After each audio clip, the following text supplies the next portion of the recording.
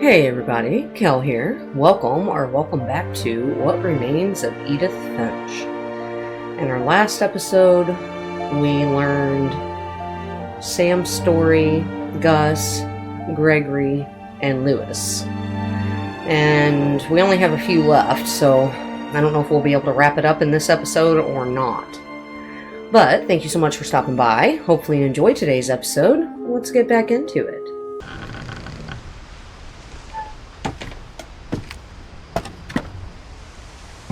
On the way back from Lewis's funeral, my mom told me to start packing. She waited until the day before we left to tell Edie. Aw. I'm not sure if she wanted to make it easier or harder. Well, let's hope it was to make it easier. They've all been through quite a bit. I wish we'd stayed. Okay. Tons of missing posters for her little brother.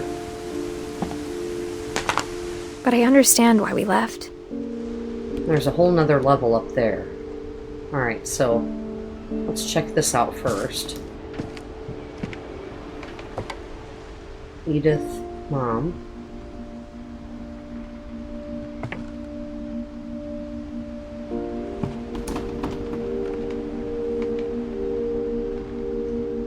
Okay. We have a bed over here. My mom ended up leaving everything behind. Maybe she was trying to escape the memories, and that's why they didn't bring much with them. I mean, I've never seen a house built like that, but it's awfully neat. What happened that night had been coming for a long time. Maybe it should have come sooner. They really did have a beautiful view, though.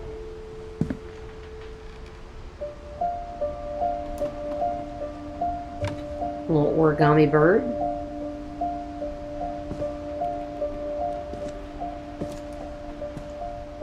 Goodness. But it had to end one way or another. All that's left now is to tell you about that last night. Well, no, that's not true.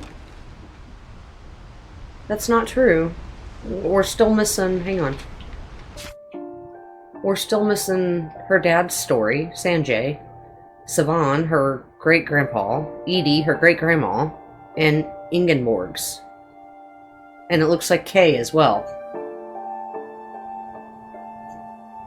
Or maybe we're not supposed to have those filled in? I don't know. I don't want to miss stuff, though. Alright, well. I feel like I investigated everything. I guess we'll go ahead and do it. So was this Edith's room when she was a girl? They really did have a thing for books.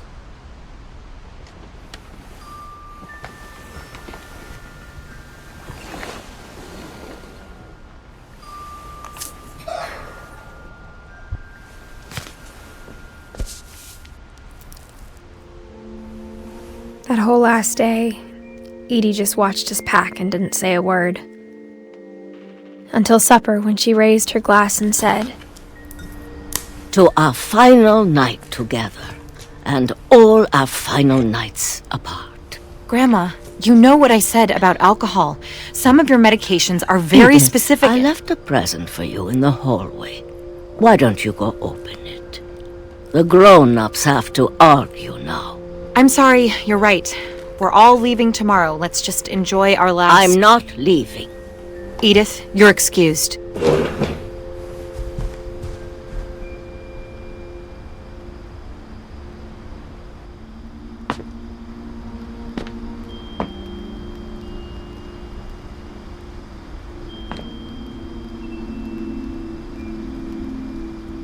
The power had been shut off that morning, but Edie always had plenty of candles. When my mom sealed the library, I don't think she knew about the other entrance. or that Edie had a key to it.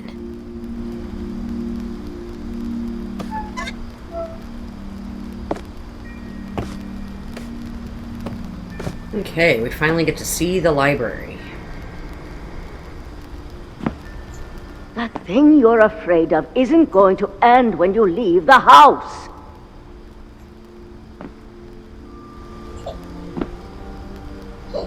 Edith has a right to know these stories.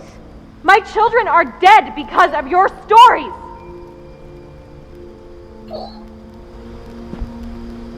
I think it's best if Edith and I leave tonight.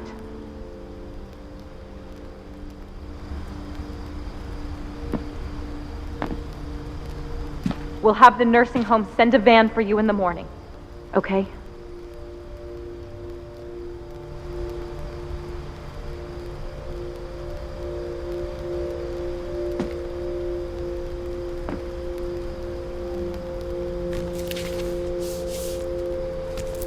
Dear Edith, there's so many stories I wish I could tell you, but there's only time for one. This is about what happened on the night you were born. That night, the tide went way, way out. It was the first and last time I ever saw the old house aground. There'd been an earthquake out in the middle of the ocean. They called it the lowest tide in 1,000 years. God, it smelled awful. You know, I've seen that house every day of my life.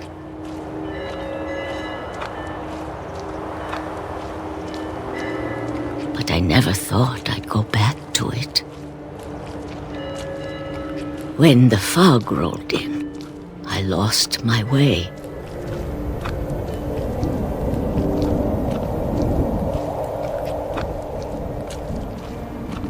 I got turned around.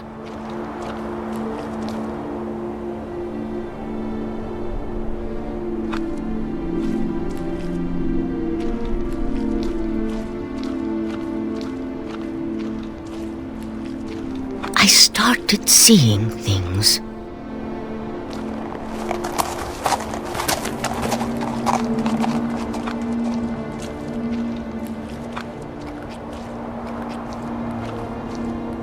Things I'd forgotten had ever existed.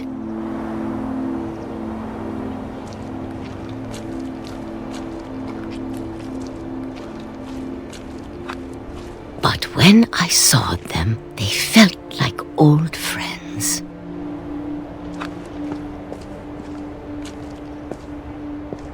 That night, a lot of things came back to me.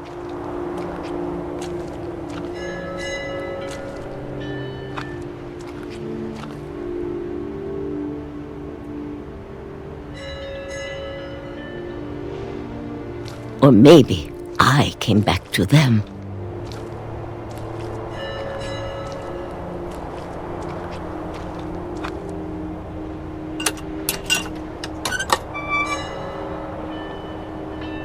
Things I can't explain, but that I need you to try and... Edith, what are you doing in here?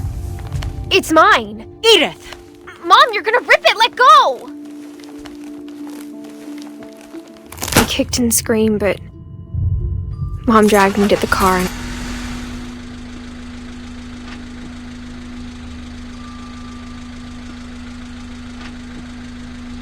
I never saw Great-Grandma Edie again. The next morning, the van came to pick her up, but she was already gone. After that, we moved around a lot.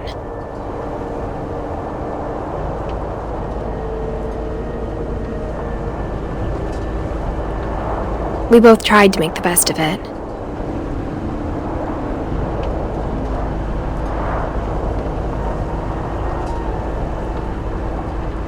A few years went by.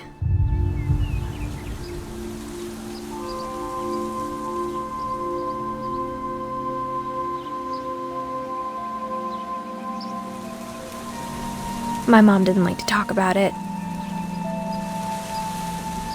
but she started getting sick a lot. The rest happened pretty quickly. She got better for a while,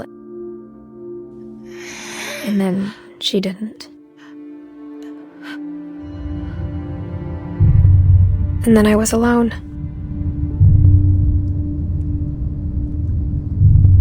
The last Finch left alive.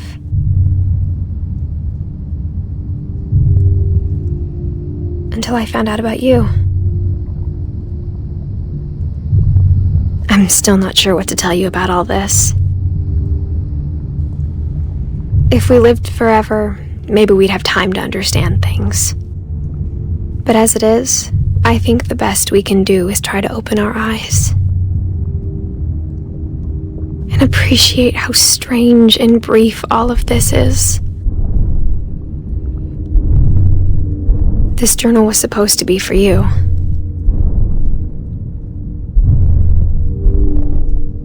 But now I hope you'll never see it. I just want to meet you. And tell you all these stories myself. But I guess if you're reading this now, things didn't work out that way.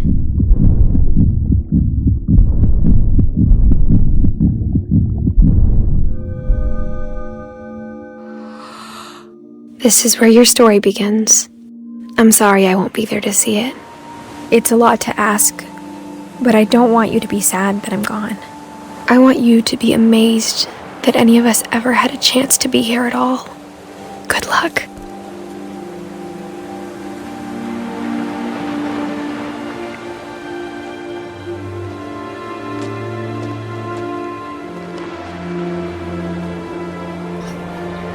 This is a very sad story, very touching in an interesting way that they did it.